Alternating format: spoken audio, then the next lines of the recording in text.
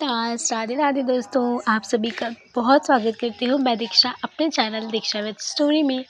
तो दोस्तों, आज मैं आप लोगों के लिए लड्डू गोपाल जी की एक ऐसी लीला कथा लेकर आई हूँ जिस लीला कथा को सुन करके ना आप आश्चर्य में पड़ जाएंगे और आपको इससे बहुत कुछ सीखने को भी मिलेगा। तो दोस्तों, ये घटना जिनके साथ घटित हुई है, जिनकी ये लीला कथा है, उनका नाम है विपिन मौर्य। विपिन मौर्य जी ने मुझे ये घटना भेजी है। उन्होंने मुझसे जब ये अपनी घटना शेयर की तो ये घटना सुन कर के ना मैं बहुत ज़्यादा, कहते हैं ना कि मन में थोड़ा-सा एक डर आ जाता है कि कैसे हमारे लड्डू गोपाल जी के साथ ऐसा हो गया या ऐसा कैसे हो सकता है। तो चलिए शुरू करते हैं दोस्तों आज की लीला कथा। तो लीला कथा शुरू करने से पहले आप लोग मेरे चैनल पे अगर नए आए हैं तो सब्सक्राइब कर दीजिएगा, वीडियो को लाइक कर दीजिएगा, कमेंट कर दीजिएगा और शेयर कर दीजिएगा अगर मेरी ये लीलाएँ आपको बहुत अच्छी लगें तो। तो चलिए शुरू करते हैं। दोस्तों, विपिन मौर्य जी कहते हैं कि मैं लड्डू गोपाल जी की पूजा दीदी नहीं करता। मेरे घर में भी लड्डू गोपाल जी का पूजा कोई नहीं करता। यहाँ तक कि दूर-दूर रिलेशन वाले भी जो हैं वो भी लड्डू गोपाल जी की सेवा हमारे घर में नहीं होती है। तो ऐसा क्यों हुआ, आइए जानते हैं। विपिन जी कहते हैं कि मैं बहुत छोटा था, तब की ये बात है। मैं रहा होऊँगा कम से कम 12 या 13 साल का। वो कहते हैं कि हमारी नानी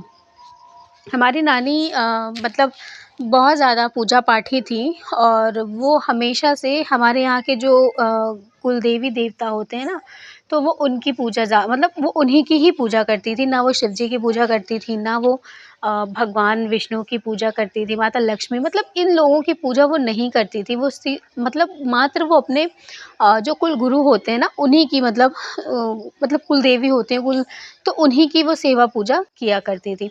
तो कहते हैं विपिन जी कि वो बहुत, उनकी मम्मी जो थी, मतलब जब उनको लेकर के विपिन की मम्मी जो माता जी हैं ना, वो उनको लेकर के उनके नानी के घर में रहती थी क्योंकि उनका कोई बेटा नहीं था और वो अकेली थी। तो उनकी 2 बहनें थीं, तो एक बहन बाहर रहती थी। इनकी मम्मी ही उनके घर में रहती थी, उनके माँ-बाप को देखा करती थी, इनकी नानी-नाना को।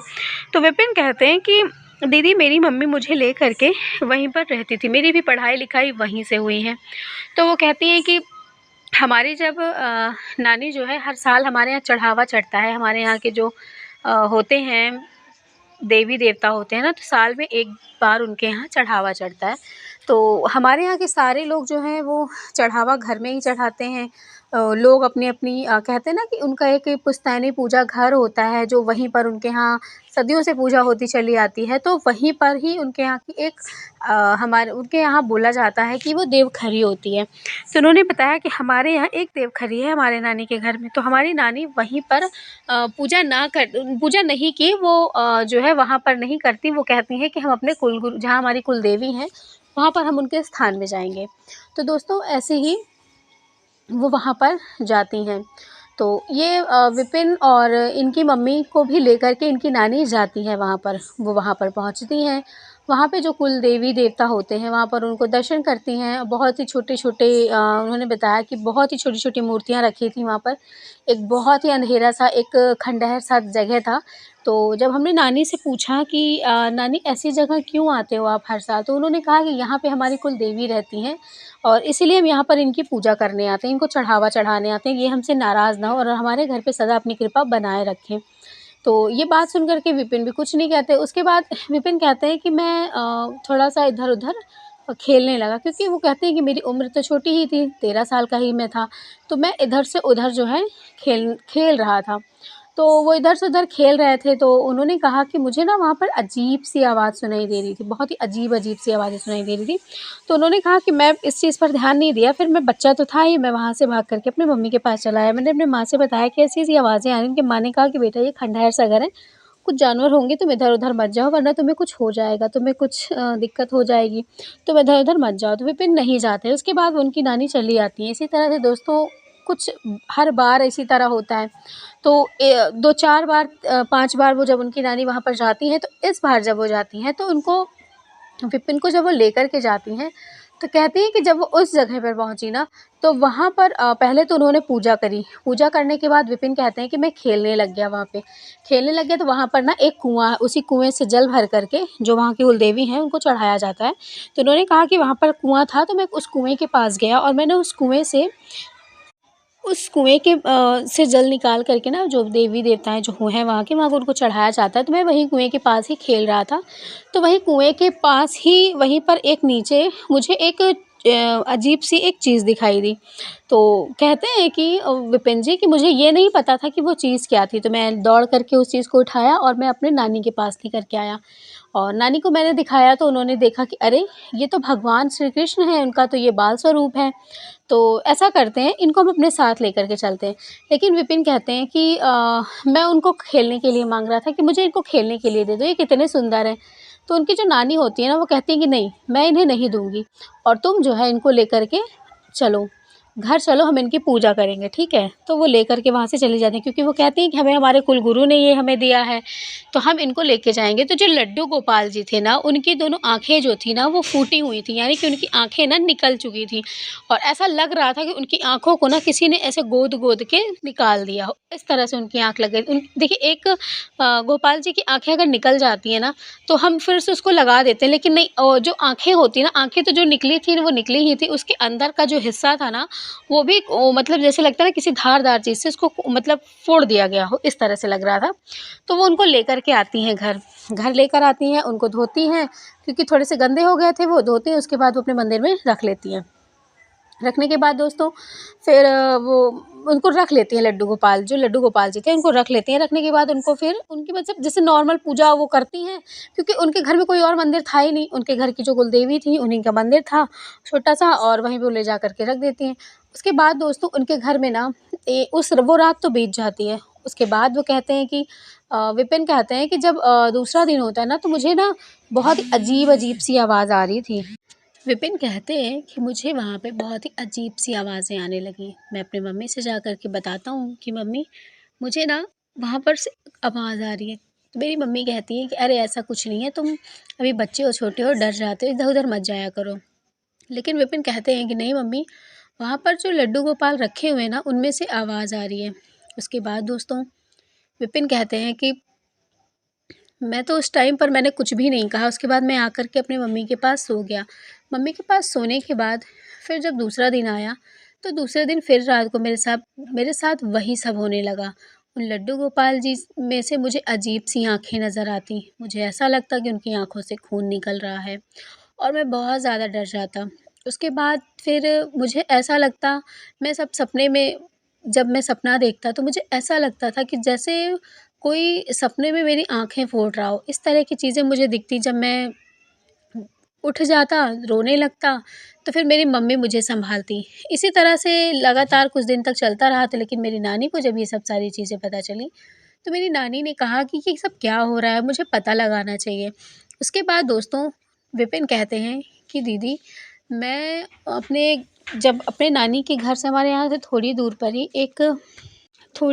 ही एक बाबा रहते हैं।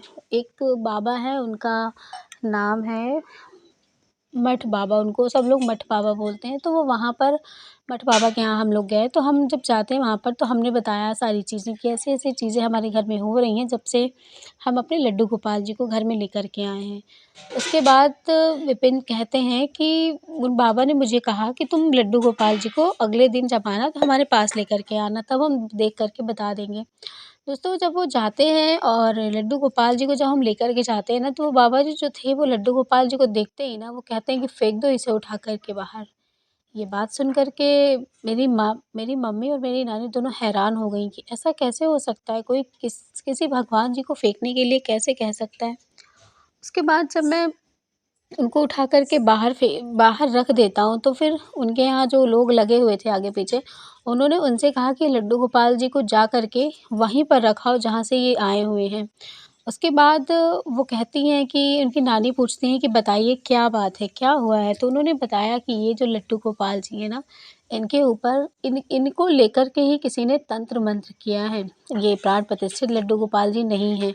इसीलिए आप इनकी घर में सेवा मत करिए। इनके अंदर बहुत सी ऐसी नकारात्मकता चीज़ें मतलब नेगेटिव चीज़ें आ चुकी हैं जिससे घर आपका दूषित हो गया है। इसीलिए आपको ऐसा नहीं करना चाहिए था, आपको इनको घर में नहीं लाना चाहिए था। तो उनकी नानी ने कहा, विपिन कहते हैं कि मेरी नानी ने कहा कि मैं जानबूझ कर के नहीं लेकर के आया, क्योंकि मेरे घर में नानी मेरी गई थी वहाँ पर, तो मुझे लगा कि हमारे कुलदेवी के धाम में मिला है, तो इसलिए हम इसको लेकर के आ गए, और ऐसा हमारा कोई मन नहीं था लाने का। उसके बाद उन्होंने कहा कि इनको वहाँ पर रखाइए, इनके साथ किसी ने छेड़छाड़ करी है, इसलिए जो है ये लड्डू गोपाल जी आप अपने घर में नहीं रख सकते। उसके बाद फिर विपिन जी कहते हैं कि दीदी हम लोग वहाँ से चले आए।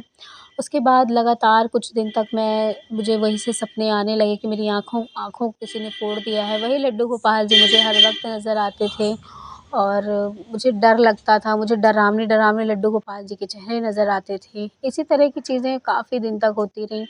मैं बीमार भी कई बार पड़ चुका था। उसके बाद फिर मेरी नानी ने मुझे कुछ जैसे होते नहीं झाड़ा लगवाने वाला, तो वो कहते हैं कि फिर मुझे मेरी नानी ने झाड़ा वग़ैरह लगवाया। फिर धीरे-धीरे मैं बीमार मैं तो था ही, लेकिन मैं ठीक नहीं हो रहा था। उसके बाद फिर मेरी मम्मी मुझे मेरे दादी के घर लेकर के आ गई। फिर मैं दादी के घर आने के बाद मैं चीज़ें थोड़ी-थोड़ी करके भूल गया। भूलने के बाद दोस्तों वो कहते हैं कि फिर आज तक मेरे घर में कभी भी कोई भी लड्डू गोपाल जी की सेवा नहीं करता, पूजा नहीं करता, क्योंकि हमारे यहाँ एक बार ऐसे यही हादसे हो गए थे। तो फिर उन्होंने मुझसे बताया कि क्या दीदी सच में ऐसा लड्डू गोपाल जी के साथ हो सकता है? क्या सच में लड्डू गोपाल जी के अंदर ऐसी नेगेटिव चीज़ें होती हैं? तो फिर देखिए मैंने उनसे कहा कि देखिए मैं नहीं मानती ऐसी चीज़ों को, ऐसा नहीं होता। भगवान वो खुद साक्षात परमेश्वर हैं, तो उनके साथ ऐसा कैसे हो सकता है? हाँ, ये होता है कि हम विग्रह जो मूर्तियाँ होती हैं वो प्राण प्रतिष्ठित नहीं होती, तो उनकी हम पूजा नहीं कर सकते। देखिए कहते हैं ना कि फिर उसका हमें पूर्ण रूप से फल नहीं मिलता। और अगर आपको नहीं पता है कि लड्डू गोपाल जी की सेवा लड्डू गोपाल जी की पूजा करनी चाहिए, मतलब कर लिया आपने और नहीं पता था आपको, आपने प्राण प्रतिष्ठा नहीं किया था, तब भी कोई बात नहीं होती। फिर वैसे भी पूजा करते-करते उन सब चीज़ों में प्राण आ ही जाते हैं, तो ऐसा कुछ नहीं होता मेरे हिसाब से। और मैंने विपिन जी से बताया कि ऐसा कुछ नहीं है, आप ऐसी धारणाएँ मत पालिए मन में। आप अगर आप लड्डू गोपाल जी, उन्होंने ये भी कहा मुझसे कि मैं लड्डू गोपाल जी को ला कर के अपने पास रखना चाहता हूँ, सेवा करना चाहता हूँ, क्योंकि मैं बहुत लोगों को देखता हूँ, लेकिन मुझे वो बचपन की वो चीज़ें याद आ जाती हैं।